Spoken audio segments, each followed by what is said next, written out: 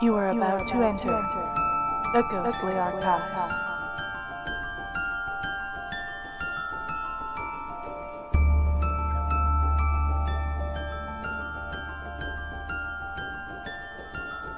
All right, everybody, welcome to the Ghostly Archives. I'm your host, Melissa, and we have an exciting guest today. Before I bring my guest, Joshua Cutchin, on, give the podcast a like, a share, subscribe on your platform, and don't forget, if you're listening to us on the audio platform, ratings, 5 stars, it really helps the show up in the charts. It helps us get noticed more. So anything you can do, I know money is super hard. Trust me, I understand that's really hard right now, but anything you can do to share that just takes a few clicks is totally appreciated. Now, this is the book that we're going to be talking about today, Ecology of the Soul. I almost said I almost said it was the ecology of the show. Maybe it is the ecology of the show, but it's the ecology of the soul, a new mythology of death and the paranormal by Joshua Cutchin. So, you know what? You don't want to listen to me talk about it. You want to listen to Josh talk about it. So, we're going to bring him in. Welcome to the show, Josh. Hi, Melissa. It's so good to catch up. I was talking with my wife earlier tonight, and she was like, "Who are you talking to again?" And I said, "I think Melissa and I go back to my early days on Where Did the Road Go?" Actually, I think is where we Mm-hmm. first met. So coming up Yeah. on 10 years now, probably. Yeah, Is it? yeah. I think Well, I don't think yeah. I showed up there until like 2017 or something like that. I was Okay. on a Well, few maybe. roundtables, and I Mhm. mean, my life got so crazy busy. You know, I was like co-parenting, single mom, 2 jobs. You know, I couldn't be up that. I was just like, okay, gotta get Yeah, that's focused. something. That's something that I I mean, run into with Soraya still. Is he wants to I start know. recording at like 10, and I'm like, Soraya, buddy, I can't always do that. I Yeah. know. I know. And now my son is in university and I'm like, "Oh, I'm empty nesting it." So, and now I'm 47 and now I'm like, I can't because I'm 47 and I'm really Right, right. tired. All right. So, I don't know how many people in our audience have been introduced to you. We've got a lot of people who might join from X. So, give us a little quick background on who you are and why the paranormal. Oh, why the paranormal? Geez, so we're gonna go for 4 hours, right? Um, depending depending on how you wanna count it, I might be the author of 7 nonfiction books on the paranormal, and I say depending on how you wanna count it because, a couple of books that I consider one book are actually divided into 2 because I just had so much to talk about. But I tend to focus on, well, all of it. I have to say I focus the least on the ghost aspect, although I think that it's necessary that that enters the discussion as you talk about these things. But I really focus on the sort of interrelated aspects of the paranormal. My first book was about food and drink exchanges and strange encounters. It was called A Trojan Feast. My second book was on the sorts of smells that people report in supernatural encounters. That was The Brimstone Deceit. Third book was on supernatural child abductions, Thieves in the Night. Fourth and fifth books were Where the Footprints In, which is all about Bigfoot and high strangeness. And then my latest one is 2022's Ecology of Souls, which is another two-parter. Actually, again, depending on how you want to count it, maybe a three-parter because I had so many references and appendices and endnotes that I needed to put those into a separate document, which is Mhm. both online and available for purchase as well. But I I've always had an interest in these topics. I grew up in a household that didn't really shy away from me being interested in these topics. I grew up as a monster kid. You know, any movie that was a creature feature was something that appealed to me. Mhm. I really rediscovered my latent passion for it, I guess, in 2012 ish, which was when I got a desk job that was an hour away, and so I had lots of time during that commute to listen to paranormal podcasts. And it became apparent that I started to feel like I had things to say, but I was like, oh, someone else will write about that. And I sat on that for a couple of months, and I said, maybe it's me. Maybe I should do that. And then, of course, once you put your name out there in association with these topics, sometimes you live with that for the rest of your life, and especially in this era of Google. So I just picked it up and ran with it, and I've been very blessed to have my work really well received by Wow. people, uh, by people whom I was reading myself as a middle schooler. Right. Now I consider Um, them colleagues. Yeah. what were some of the early podcasts on the paranormal? I remember listening to the paranormal podcast like back in 2005 when podcasts first came out on Apple Oh or something wow. around that era. Like that's a while ago. Yeah, back in those days, I was listening to a lot of Mysterious Universe and the Oh Gralien yes. Report with Micah Hanks, and it just sort of ended up, once I listened to one, I would hear there would be a guest on there where someone would be referenced, so I'd seek out their podcasts as well. So those early days were Mysterious Universe, Gralien Report, and Radio Mysterioso. And if you know anything about Greg Bishop, who hosts Radio Mysterioso. That was Mhm. kind of like jumping into the deep end of the UFO pool. One of my biggest problems about the UFO phenomenon is that uh, I never really aligned well with the extraterrestrial hypothesis. If you believe these Mhm. stories, we're dealing with 10,000 different species and 100,000 different types of craft, and I was like, that just seems like a little bit much. But once I started Coming finding out. coming coming to Earth? Yeah, I mean, yeah, it's because there's so many different, like, one-offs, and you have the reptilians and the Nordics and the Greys and these small hairy Mhm. dwarfs that people were seeing in South America. It was just too many for me, and I'm like, it doesn't sound like there's anything to this. And then I started discovering these other ways of thinking about the UFO phenomenon, things that might be called spirit phenomena.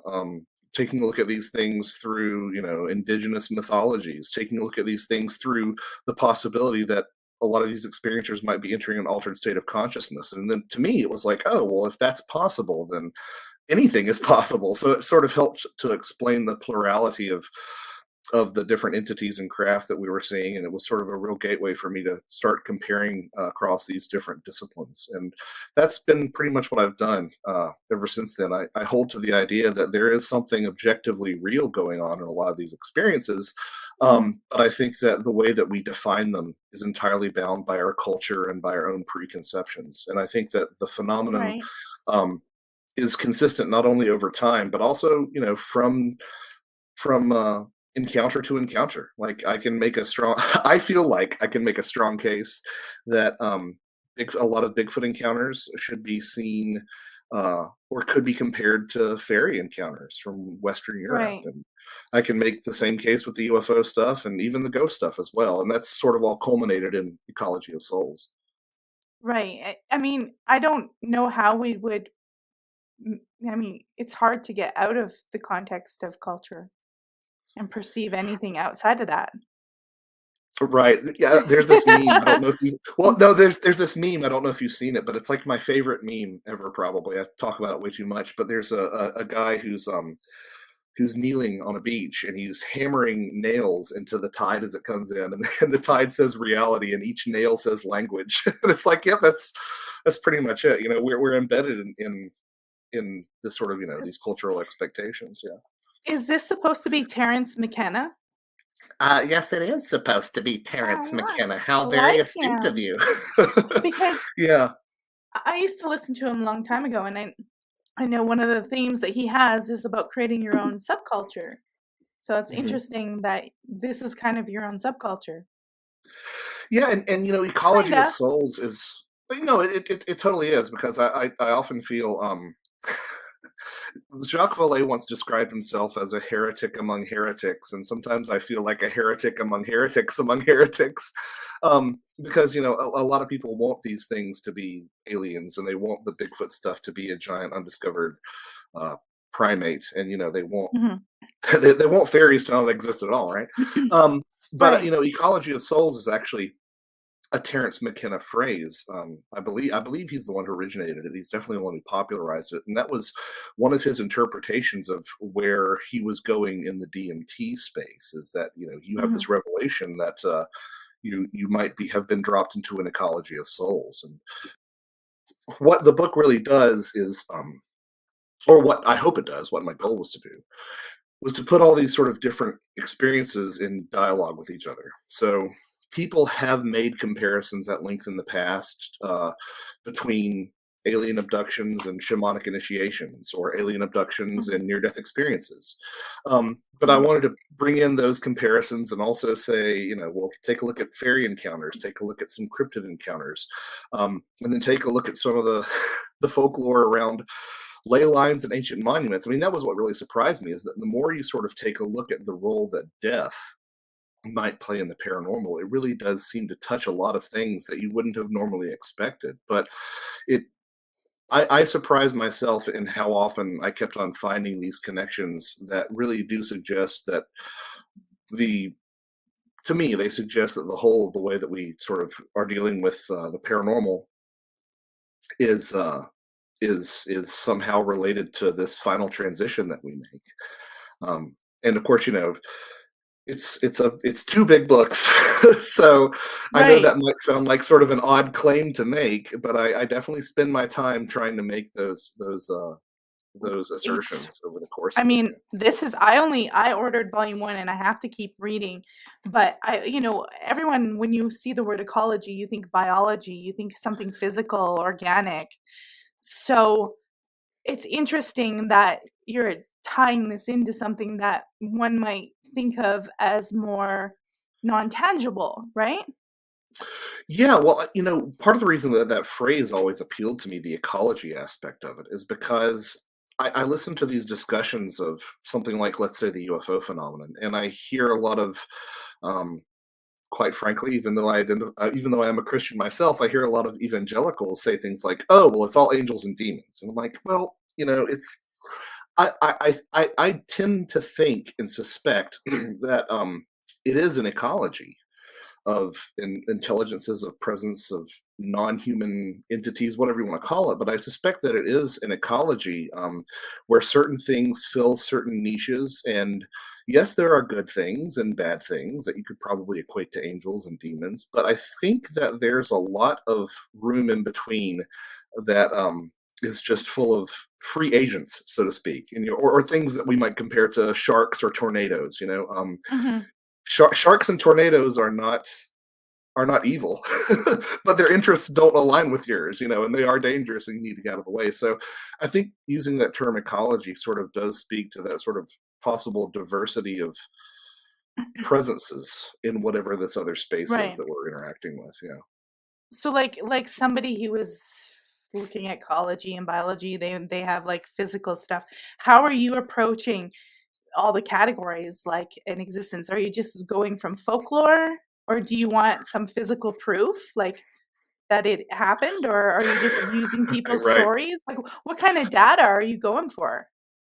Right. Well, it's the two things that I tend to focus on are experiencer stories and folklore. And whenever I find a trend in experiencer stories, I try to provide, five or six, sometimes more examples of that trend repeating time and time again. So I don't feel like the weight for a Mhm. certain case that I'm making relies upon the validity of one particular encounter over another. So I'm trying to find these trends within these encounters, but also taking a look at how they do intersect with something like folklore. I mean, I always find it one of the most compelling things to me about being a 14 is that you'll read, something about a UFO encounter that takes place in Omaha, and and it has all these aspects that look like they're plucked verbatim out of an old ancient Mesopotamian text, and it's like, well, did this person in Omaha really have a thing for Babylonian cuneiform, or are we interacting with something that is objective and that does have some sort of reality to it, and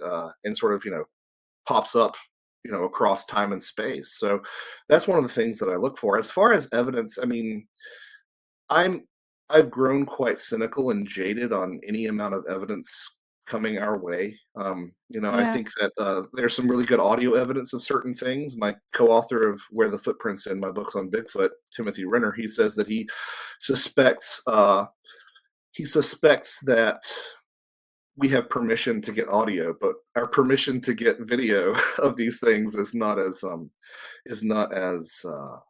explicit.